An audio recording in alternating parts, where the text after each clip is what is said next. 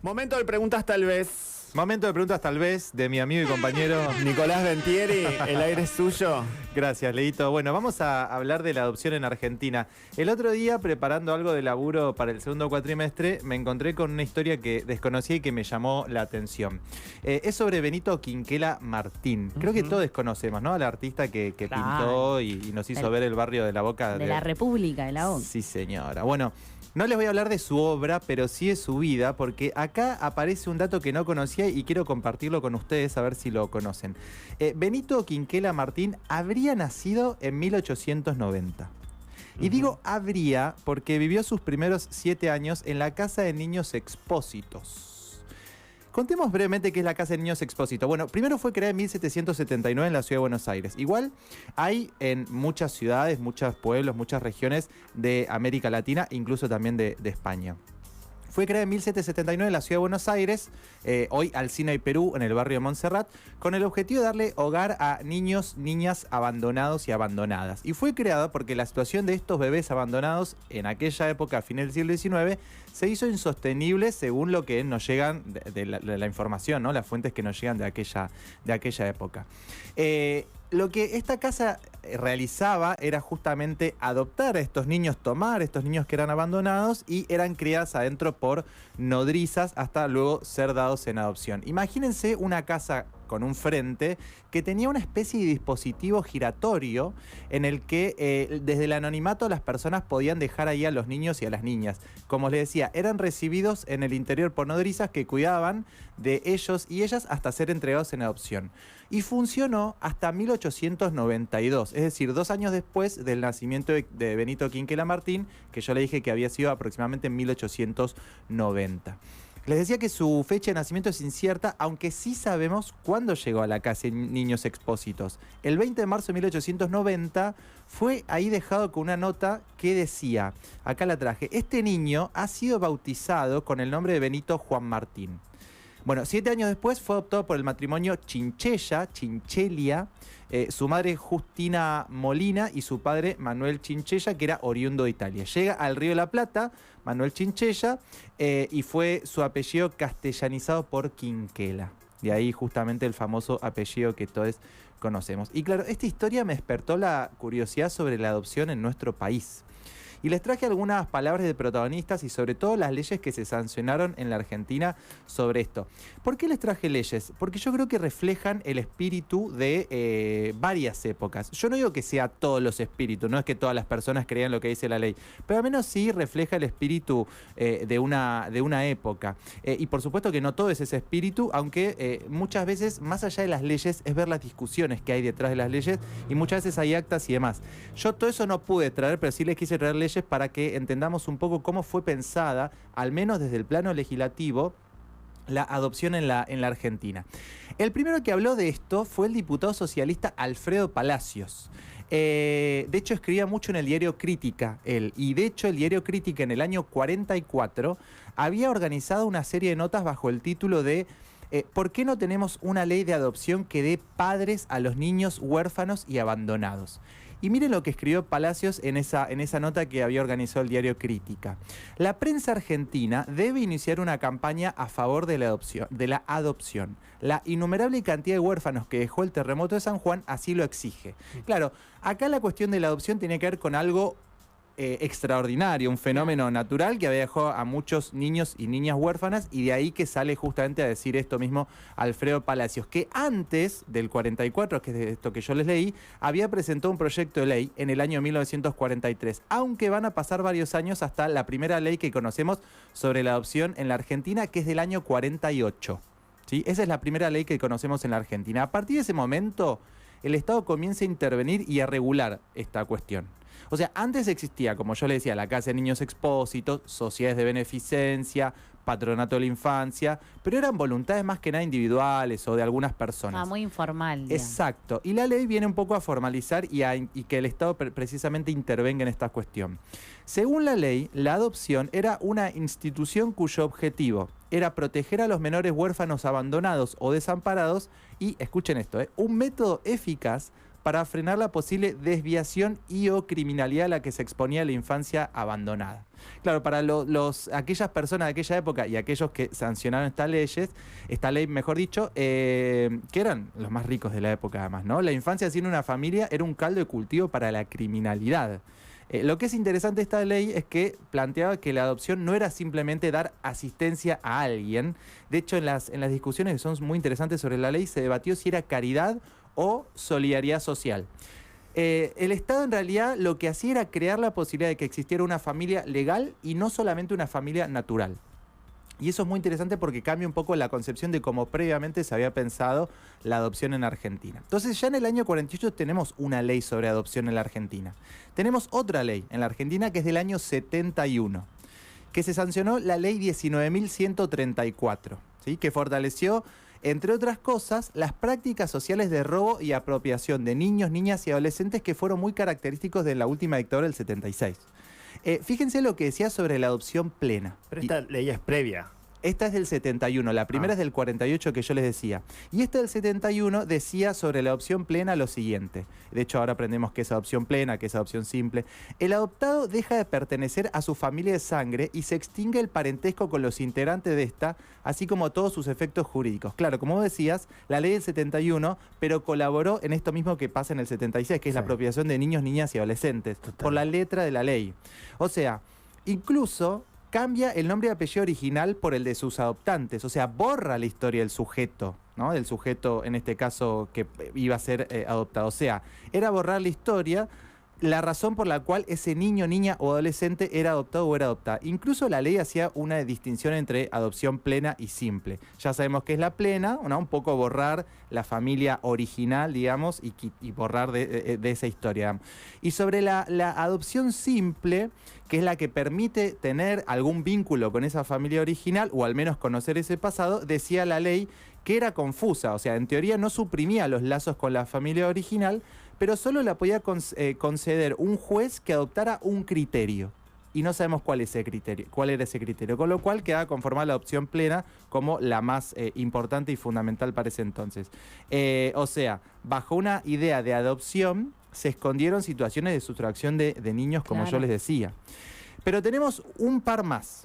En el año 97. Más leyes. Sí, yo me metí en un montón porque me parece esto, ¿no? Que reflejan espíritus, pero además también me permitieron entender cómo fue ese camino que se fue construyendo para pensar la adoptabilidad en la Argentina y entender cómo llegamos también al hoy en día. Y las especulaciones. Ni hablar, ni hablar. Miré en el año 97 una nueva ley, la 24.779, que fue importante porque permitió regular el derecho del niño, niña, adolescente a conocer sus orígenes. Aunque no resolvió del todo la cuestión de la adopción plena que les conté del año 71 de la ley. Por eso también fue muy criticada. Y algo que me parece importante mencionar, la ley son larguísimas, ¿no? Digamos, yo traje algunas pintaditas para que entendamos algo al respecto. La ley hablaba de lo biológico, de la identidad del niño desconociendo su origen histórico como sujeto, ¿sí? La ley establecía diferencias entre quien no era como uno, porque no era biológico, y quien sí lo era, ¿no? Y por último, la ley habla de niños dados en adopción, desconociendo que un sujeto de derecho no es ni dado ni recibido. Claro, sí. ¿No? ¿Cuál objeto? No? Exacto. Bueno, año 97. En el año 2003, ya llegamos al presente, ahí llego. Sí.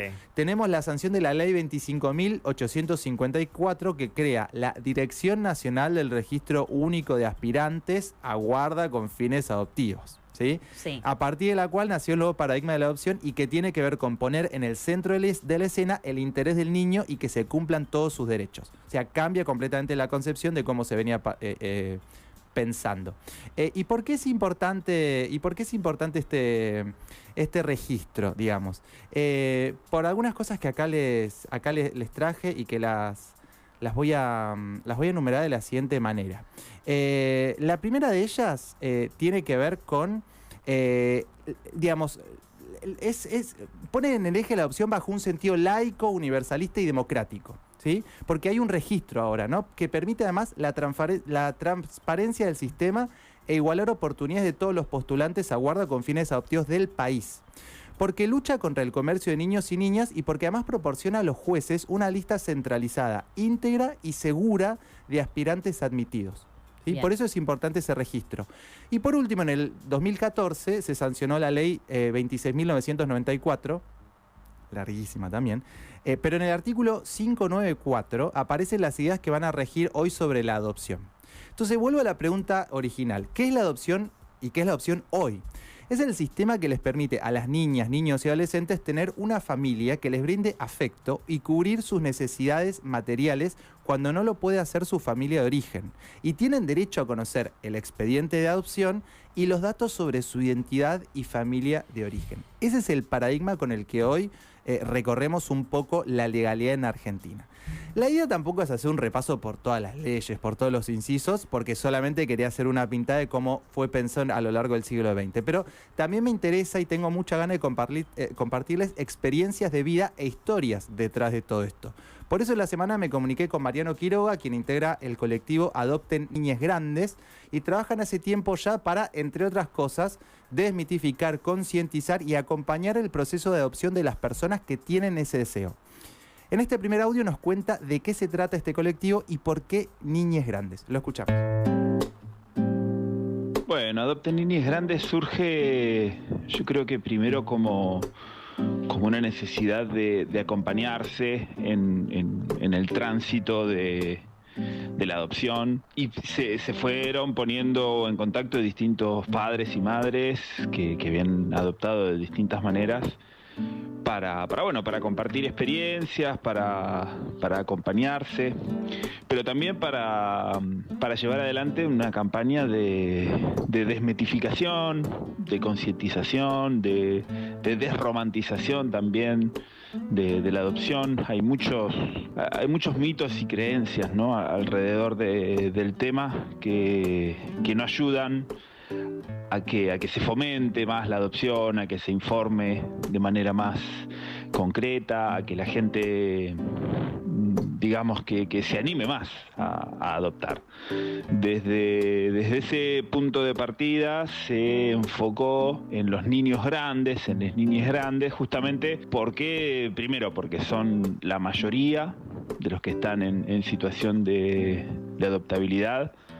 Por lo menos el 75% de los chicos tienen más de 5 años, con lo cual ya son considerados grandes, ya quedan, digamos, afuera del 80 o más por ciento de la preferencia de las personas que se anotan para adoptar, ¿no? La mayoría lo hacen buscando esos niños de hasta 4 años, 5. Así que hay ahí una clara falencia, no solamente del sistema de adopción, sino claramente de las voluntades, si se quiere, de la gente, ¿no?, que quiere ser padres y madres y que no les cuesta imaginarse adoptando chicos más grandes. Claro, ahí hay un problema difícil de resolver, ¿no? Porque la mayoría se imagina adoptando niños, niñas chiquitos, ¿no? Hasta 5 años, decían. Exactamente. Bueno, seguramente hay que contemplar miles de respuestas, ¿no? Tal vez tantas como Padre Saya, pero Mariano me dijo algo importante.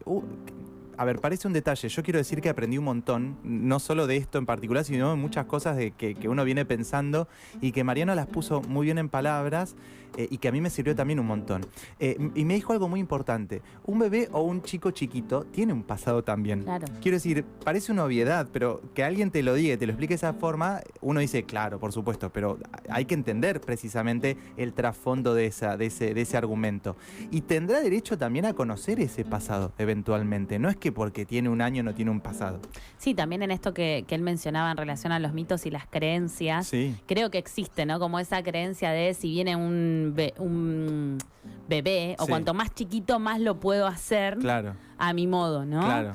Y bueno, no, o sea, efectivamente tiene un pasado, tiene una historia y no necesariamente, ¿por qué debería ser tan diferente a un niño más grande o más de 5 años, que es la edad que él marca, ¿no? Exacto. Como corte.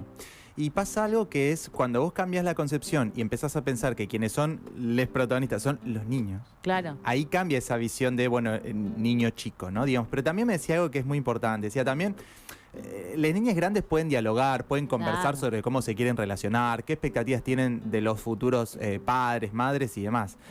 Bueno, todo esto cuando yo lo escuché decía, y claro, sí, pero bueno, para mí no era una obviedad. De hecho, bueno, no solo comprobé esto escuchando, sino yo también he caído preso de varios mitos, ¿no? Por eso me parece muy importante el laburo que hacen en Adopten Niñes Grandes, ¿no?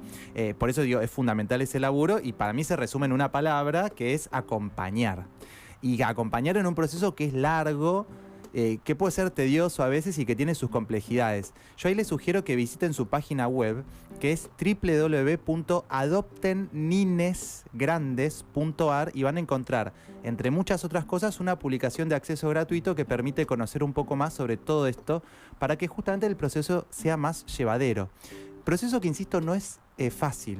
Me decía Mariano contándome un poco sobre cómo fue su proceso, que es un cambio radical, ¿no? Para UNE y para esa persona que llega a la vida de esas nuevas personas. Es imposible prever todo, por más preparación que uno tenga o que uno haga, ¿no? Imposible controlar todo y estar siempre abierto a las contingencias es importante porque seguramente va a haber mucho, porque es un cambio, como les decía, muy, muy grande. Seguramente todas las maternidades y paternidades tienen un poco o mucho, y esta forma no es la excepción. Sí, incluso, o sea, les ejes biológicos, ¿no? O sea, no hay manera de controlarlo Ni hablar. todo. Exacto. ¿No? O sea, Estar abierto al no sé cómo es importante, ¿no? Sí. Porque también tira abajo idealizaciones que me contaba Mariano que existen en la conversación que tuvimos. La verdad que aprendí, no insisto, como aprendí muchísimo. Digo, ¿quién no idealizó a algo o a alguien en su vida? ¿No? Todos lo hemos hecho. Lo que él me decía es con respecto a la construcción de un vínculo de este estilo, que se tiene que trabajar y formar, la idealización, o sea, esto de lo ideal a lo real, tiene que darse de forma más rápida, Claro. ¿no? Este pasaje. Porque hay un lazo amoroso que se tiene que ir construyendo y que es un re laburo. sí. Y sobre este punto me pregunté sobre el Estado. ¿Qué rol tiene? ¿Cómo trabaja? ¿Si colabora? ¿Si perjudica? Bueno, esto era lo que me decía Mariano. Me parece que por un lado está el Estado como garante de que se cumplan la mayor cantidad de derechos posibles de los niños. Cuando hablamos de chicos en situación de adaptabilidad, estamos hablando de chicos de los cuales no se pudieron cubrir la mayor parte de sus derechos. Entonces, al no poder hacerlo las familias de origen, digamos, de ellos, por un montón larguísimo de cuestiones que puedan haber sucedido, es el Estado el que debe garantizarles todos esos derechos. Entre esos derechos está el derecho a tener una familia, y es ahí donde aparece todo el sistema del Consejo de Niñez, el RUAGA, el DNRUA, ¿no? el registro de familias adoptantes para las cuales la gente se inscribe y tiene que cumplir con ciertos requisitos para estar preparado. Y por el otro, bueno, es ir garantizándoles una vida y estudios y alimentos y techo a esos chicos, e ir preparándolos también para que en algún momento puedan sumarse a una familia. Y por eso está bien que el camino sea más largo que corto, ¿no? Digo, si el Estado es garante de derechos, si las niñas deben ser protagonistas de este proceso, el camino está bien que sea largo y que no sea corto. Sí, Sí. y además, más allá de estar hablando del deseo de los mapadres, ¿no? Que creo que muchas veces cuando se habla de la adopción es como, bueno, ¿qué quieren la madre, qué quiere el padre? ¿Es por una cuestión de que se somete a tratamientos y no queda embarazada de manera abierta? No, o sea, como que se pone el centro en la decisión de los mapadres, y creo que acá el foco está justamente en que estamos hablando de derechos de niñas, niños y adolescentes, y es importante ahí lo que remarca Mariano, ¿verdad? Sí, Mariano. Lo que remarca Mariano en relación a que lo que estamos hablando es eso, estamos hablando sobre derechos. Exacto. Es importante que el foco, digo, con toda esta historización que hiciste de las leyes, que cómo se fue corriendo el foco hacia ahí, ¿no? Hacia donde tiene que estar. Exacto, exactamente. El Estado tiene que además agotar todas las instancias para que, por ejemplo, madres y padres biológicos puedan hacerse cargo de esos niños. Si esa opción se descarta, por la razón que sea, digo, puede haber miles, se busca a través de algún familiar que eso suceda, hermano, tío, abuelo, digo, puede ser tantas opciones.